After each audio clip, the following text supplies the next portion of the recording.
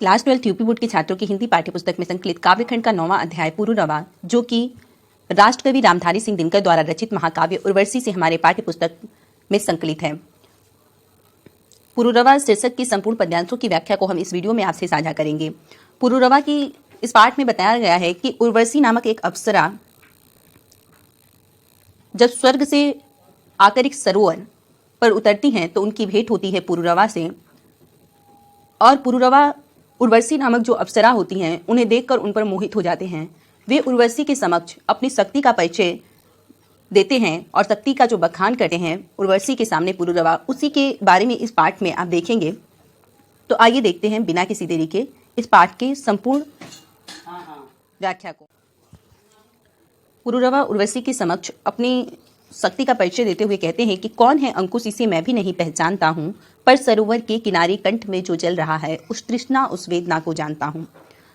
कहते हैं कि अंकुश, अंकुश मतलब होता है प्रतिबंध,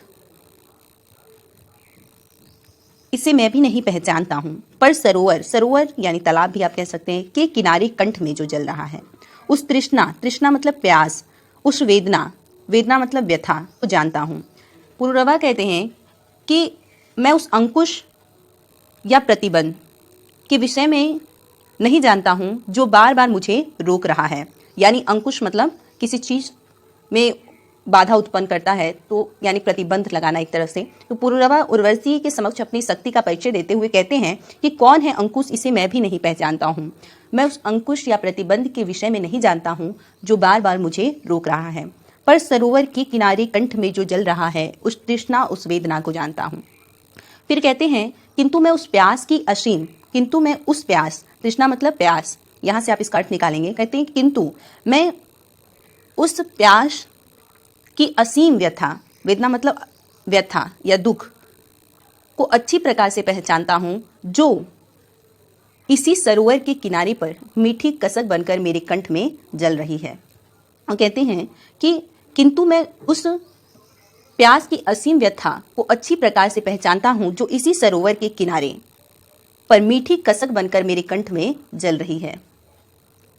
आगे कहते हैं, आगे पुरूरवा उर्वशी से कहते हैं कि सिंधु सा उद्दाम अपरंपार मेरा बल कहाँ है, गूंजता जिस शक्ति का सर्वत्र जय जयकार, उस अटल संकल्प का संबल कहाँ है। यह शिला सा वृक्ष, ये चट्टान सी मेरी भुजाएं, सूर्य के आलोक से दीपित समुद्र भाल, मेरे प्राण का सागर अगम उताल उच्छल है। कहते हैं कि सिंधु सा उद्दाम, उद्दाम मतलब होता है निरंकुश, निरंकुश यानी जिस पर कोई अंकुश न लगाया जा सके। अपरंपार मेरा बल कहाँ है, गूंजता जिस शक्ति का सर्वत्र, सर्वत्र मतलब हर जगह, जय जयकार, उस अटल, अटल मतलब दृढ़ निश्चय, संकल्प का संबल कहाँ है, संबल मतलब होता है सहारा। आगे वो कहते हैं यह शिला सा वृक्ष, शिला मतलब पत्थर, सा वृक्ष, वृक्ष यानी वक्षस्थल को कहा गया है, ये चट्टान सी मेरी भुजाएं, सूर्य के आलोक से दीपित, दीपित मतलब होता है आलोकित या प्रकाशित, समुद्र भाल, मेरे प्राण का सागर अगम उताल उछल है। अगम मतलब होता है अथाह, उताल मतलब ऊंची, उछल मतलब लहराता हुआ। आगे कहते हैं अपनी शक्ति का परिचय देते हुए उर्वशी से कि सिंधु सा उद्दाम अपरंपार मेरा बल कहाँ है, सिंधु के समान प्रबल और उदंड तथा ऊंची ऊंची हिलोरे लेता हुआ मेरा बल इस समय कहाँ है। कहते हैं कि सिंधु सा उद्दाम यानी कि सागर में जो लहरें होती हैं, देखे होंगे आप कि जो सागर की लहरें होती हैं वो क्या होती है, प्रबल और उदंड होती हैं, और सागर हमेशा क्या करता है, ऊंची ऊंची हिलोरे लेता हुआ है। उसी प्रकार मेरे अंदर सागर के समान ऊंची ऊंची हिलोरे लेता हुआ मेरा बल इस समय कहाँ है, वो मेरा साथ छोड़कर कहाँ चला गया। गूंजता जिस शक्ति का सर्वत्र जय जयकार, आगे वो कहते हैं कि मेरी जिस शक्ति की जय जयकार सर्वत्र मतलब हर जगह होती थी, उस अटल संकल्प का संबल कहाँ है, उस अटल और दृढ़ निश्चय का सहारा इस समय कहाँ चला गया है। संबल मतलब सहारा। वो कहते हैं कि जिस सामर्थ्य और शक्ति की जय जयकार हर जगह होती थी, उस अटल और दृढ़ निश्चय का सहारा इस समय कहाँ चला गया है। आगे कहते हैं कि यह शिला सा वृक्ष, ये चट्टान सी मेरी भुजाएं, सूर्य के आलोक से दीपित समुद्र भाल, मेरे प्राण का सागर अगम उताल उच्छल है। आगे कहते हैं पुरूरवा उर्वशी के समक्ष कि यह शिला सा वृक्ष, वृक्ष मतलब वक्षस्थल, कहते हैं कि मेरा वक्षस्थल शिला यानी पत्थर के समान दृढ़ है। ये चट्टान सी मेरी भुजाएं तथा मेरी भुजाएं चट्टानों के समान मजबूत है। सूर्य के आलोक से दीपित सम्मुत भाल, सम्मुत भाल मतलब उन्नत मस्तक, भाल मतलब मस्तक।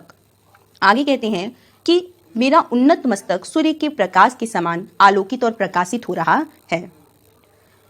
मेरे प्राण का सागर अगम उताल उछल है। कहते हैं कि मेरे प्राण अथाह एवं उछलती तरंगों वाले सागर के समान है, जिसमें ऊंची नीची लहरें सदैव उठती रहती हैं। कहने का तात्पर्य यह है कि वो कहते हैं कि मेरे प्राण जो हैं वो अथाह एवं उछलती तरंगों वाले सागर के समान हैं। जैसे आपने देखा होगा कि जो सागर है उसमें ऊंची नीची लहरें सदैव उठती रहती है, उसी प्रकार से मेरे प्राण अथाह एवं उछलती तरंगों वाले सागर के समान हैं, जिसमें ऊंची नीची लहरें सदैव उठती रहती हैं। अर्थात मेरे प्राणों की गहराई नापना सरल नहीं है। एक बार सिर्फ इसका अर्थ देख लेंगे आप लोग। देखिए, जब उर्वशी नामक जो एक अप्सरा है स्वर्ग से आकर एक सरोवर पर उतरती हैं तो उनकी भेंट पुरुरवा से होती है। पुरुरवा उन पर मोहित हो जाते हैं और वे उर्वशी के समक्ष अपनी शक्ति का परिचय देते हुए कहते हैं कि मैं उस अंकुश या प्रतिबंध के विषय में नहीं जानता हूँ जो बार बार मुझे रोक रहा है, किंतु मैं उस प्यास की असीम व्यथा को अच्छी प्रकार पहचानता हूँ जो इसी सरोवर के किनारे पर मीठी सी कसक बनकर मेरे कंठ में जल रही है। आगे कहते हैं कि सिंधु सा उद्दाम यानी सिंधु के समान प्रबल और उड़न तथा ऊंची ऊंची हिलोरे लेता हुआ मेरा बल इस समय मेरा साथ छोड़कर कहाँ चला गया है। जिस शक्ति की जय जयकार हर जगह होती थी, उस अटल और ध्रुव निश्चय का सहारा इस समय कहाँ चला गया है। मेरा वक्षस्थल शिला यानी पत्थर के समान दृढ़ है तथा मेरी भुजाएं चट्टानों के समान मजबूत हैं। मेरा उन्नत मस्तक सूर्य के प्रकाश के समान आलोकित और प्रकाशित हो रहा है।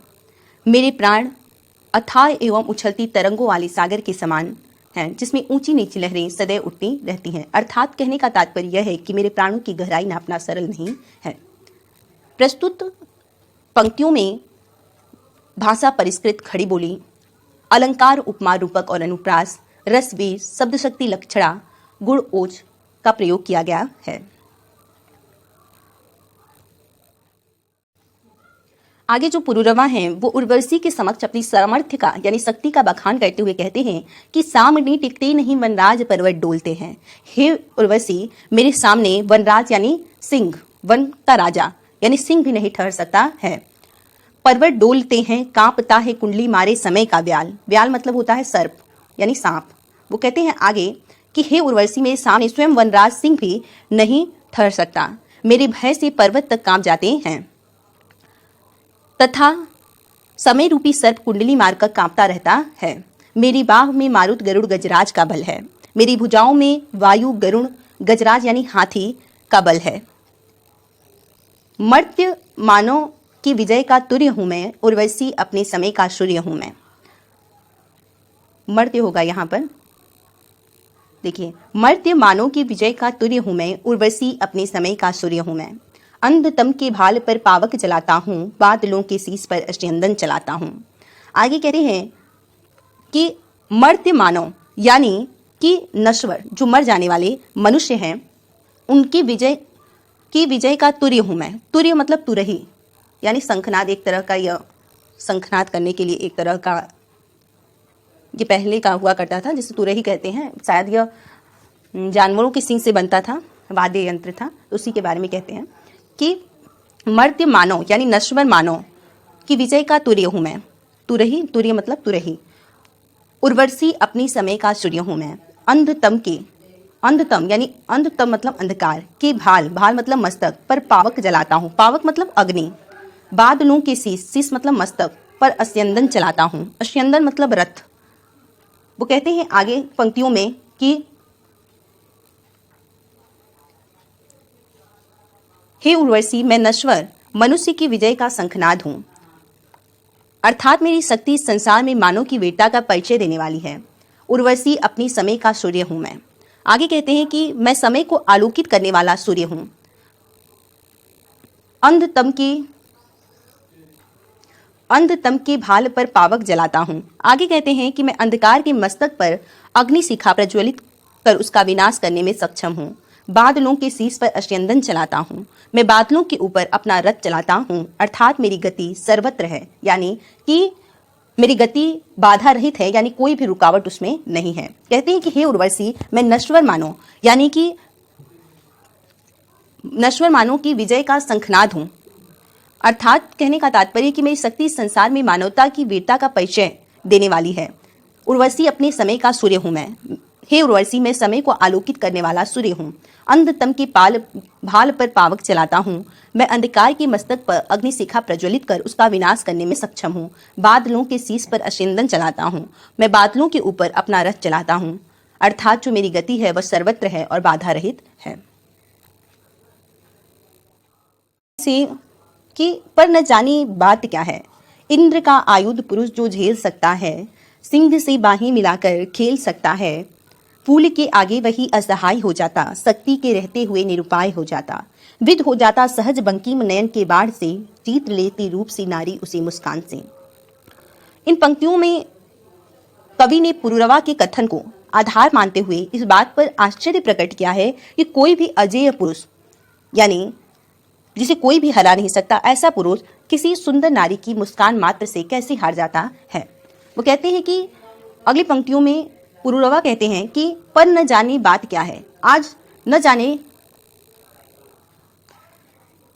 जाने कौन सी बात है कि मैं इतना शक्तिहीन हो रहा हूं।